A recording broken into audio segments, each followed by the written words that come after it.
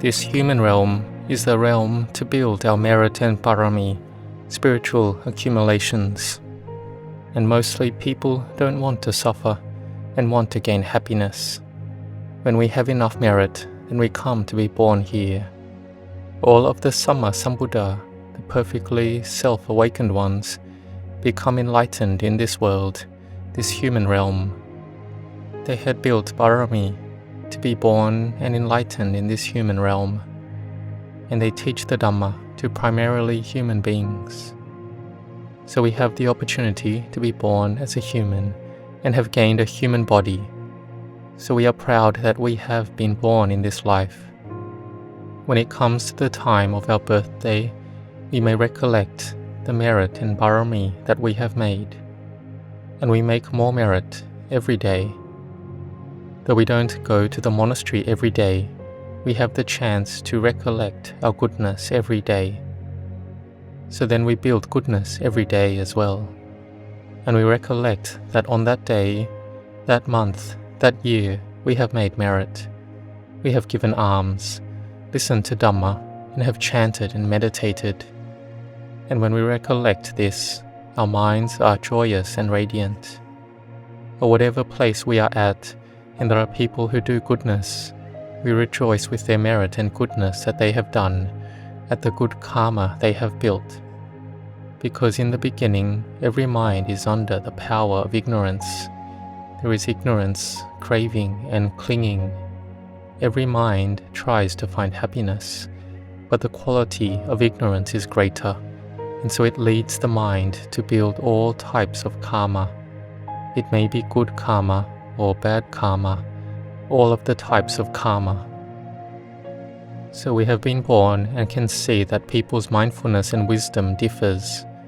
They vary in their abilities and skills, differ in race, status, and even how one lives. Some live in abundance, some in hardships. Some have hardships in the beginning, but later on they have abundance. Some children have little wisdom, but when they grow older, and they have more wisdom.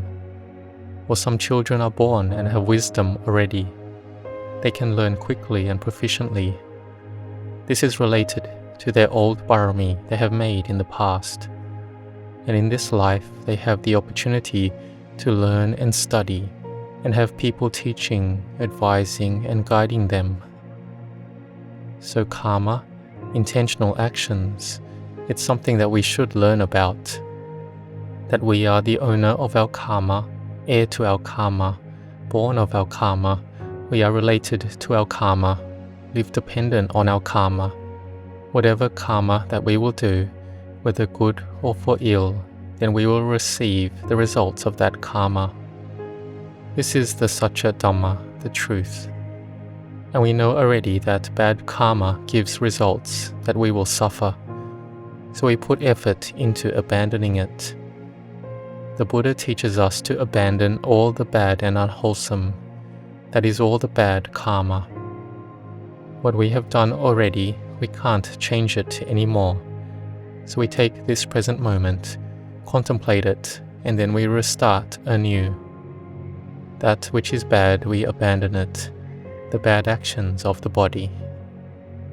We contemplate that if someone smokes, is that unskillful? The body is a thing that we love. Our body is loved by relatives and friends, parents and family. If we damage this body by putting bad things into it, like cigarettes and alcohol, then that damages our body. It's like we are making bad and harm for ourselves. Or those who like eating sweet things excessively, it's like doing bad and harming ourselves as well. So we need to try to abandon that. This is about living life in a simple way that we should be able to practice. Making merit is giving beneficial things for our bodies. And we have all learned how to do this through getting advice from doctors. And we need to be determined to practice it. And the actions which do no harm on a more refined level is about sila Dhamma, moral conduct. Like we have the 5 moral precepts. Today we haven't formally taken up the precepts, but we've determined to keep them. We can determine to take it up by oneself, and the 5 precepts is the important foundation and support. The benefit of sila is that it gives rise to samadhi, meditative concentration. The samadhi that is well established will promote onto knowledge and understanding into the Dhamma that is deep. We will understand the Satya Dhamma, the truth of reality, in a deep way, to the point where we're able to make the mind purified. And so we need to abandon the actions of body and speech that are bad. But though we may have determined to give them up already, it isn't that we'll be able to give it up straight away. We need to try and make an effort. Wherever there is effort, then that is where success is. We've heard this from when we were a child. We will be able to escape from suffering because of effort. Like Mahachanaka had effort. He was swimming in the vast sea and he could reach the shore. We have learnt about it in the text and have faith in that. But that is the effort of the Buddha. So we take it as our guiding principle, in that we will bring up effort in our hearts. We try, are diligent, and have forbearance. And all the humans that are born, are they completely human? Because there are many people that are born. But to be completely human, it has to be someone who has goodness, who is imbued with good qualities. Someone who builds good karma and has sila. They have a higher mind.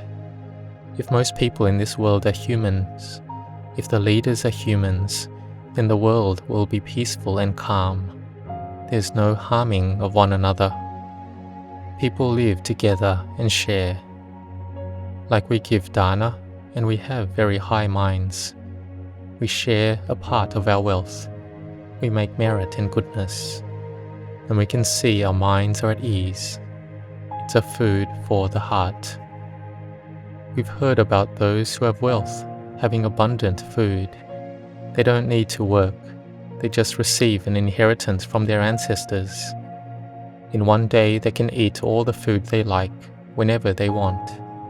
They have housing and medicines, but they look like they have no happiness. They aren't happy, because this is food for the body. The house is a shelter for the body, but the shelter for the heart and the food for the heart, they don't have. The food for the heart is goodness. We change our wealth, or we give food, and it's merit. The merit that arises is a food for the heart. Sila is a food for the heart. It builds good karma. And especially those who like chanting, they really enjoy chanting. According to the suttas, when they die, they will be reborn in the Yama heaven realm. It is higher than the Tawatingsa realm. The Yama realm is where the Buddhist male and female disciples reside, who like chanting, meditation, samadhi, those who like peace, because they reflect on the virtues of the Buddha, Dhamma and Sangha often. Their minds are joyous and bright. So the benefits of recollecting, chanting and meditating in this way are great. Especially in one day, we may have the chance to recite and chant Itipiso 108 times. We do it with mindfulness. We do it until the mind is peaceful and still in samadhi. Then we can be just left with one word, Bhutto. We mentally repeat the one word, Bhutto, until the mind is firmly with Bhutto. And the mind stops its repetition of the meditation word Bhutto. Then the mind becomes peaceful and samadhi arises. This is merit arising. This is the merit arising from meditation. This is building good karma through meditation.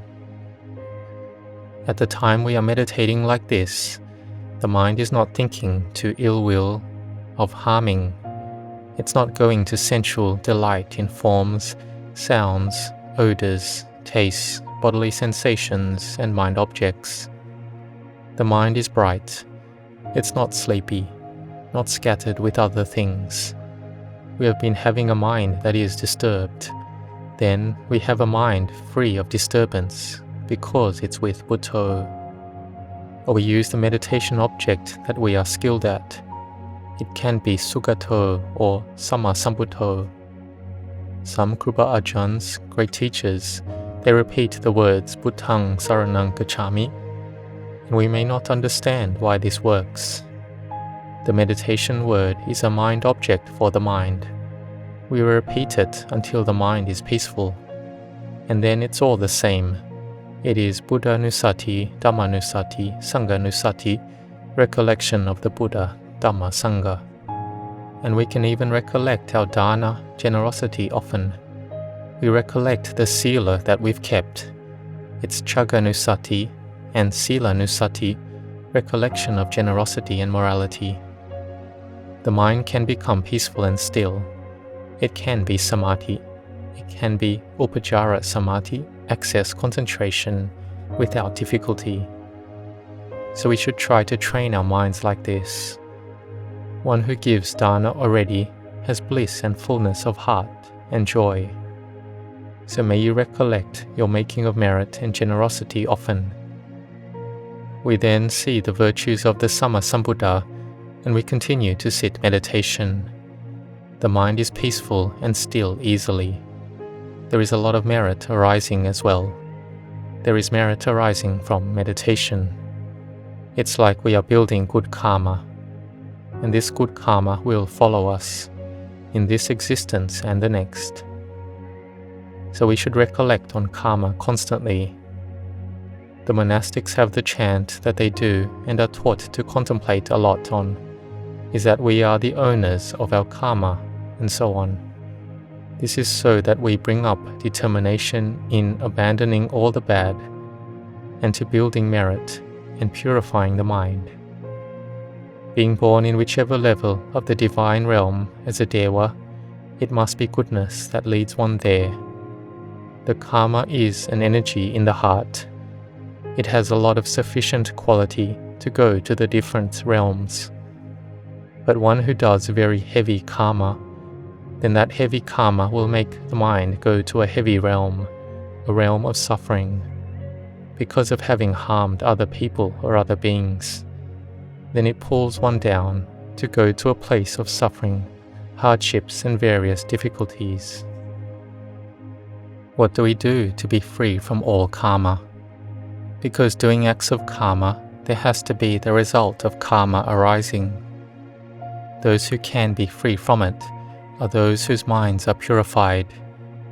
The Sama Sambuddha has been liberated from karma. He is above the world already, above merit and above evil.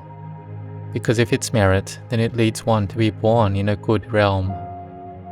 The excellent merit is Samadhi Bhavana, meditation, which leads one to be a form of formless Brahma, God. But it's a worldly Brahma that is going around the cycle of birth and death. And even the Brahma that has purity, the Brahmas of the Suddhavasa realm, who are anagamis, non-returners, who have a lot of happiness, but they haven't been fully liberated, being an arahant. But the Sama Sambuddha has been rightly awakened. He is free from all realms and births. And all the arahants practiced following the Dhamma that the Buddha taught and were liberated from realms and births as well. But that which follows is a bit of leftover karma. Yet it's not able to make their minds shaken at all, because they are unattached to rupa and nama, material and mental phenomena anymore. There's no sense of self anymore. Like one arahant monk who had a result of karma arising that he could never eat his full. But for his last meal, Venerable Sariputta held onto his bowl and made him eat food until he was full, and then he went to Nibbana. So people have different results of karma, and we need to contemplate about this karma a lot, so that we will build good karma. We here have been born with a body that is a human, and a mind that is a human as well, which is hard to find in this world. So may you be determined to build goodness and good qualities, build good karma, have metta, goodwill and compassion towards each other. In this world, there are many people who are ignorant, so don't make it worse for them. There are many who get good things, and we rejoice with them. Because the mind that is bad, it's because of ignorance. It's not because of them wanting to do it. But the power of the mind is too small, and the ignorance has more power. So it leads people to want to do those actions. And so we don't blame and be harsh to them. We understand that it is their karma, and that they have to receive their own karma. So may we try to stay within good karma and abandon bad karma, and make the mind purified, and then we will meet with the Dhamma of the Samma Sambuddha. May you all grow in generosity, morality and meditation. May you succeed in your life and have good health. May you grow in blessings.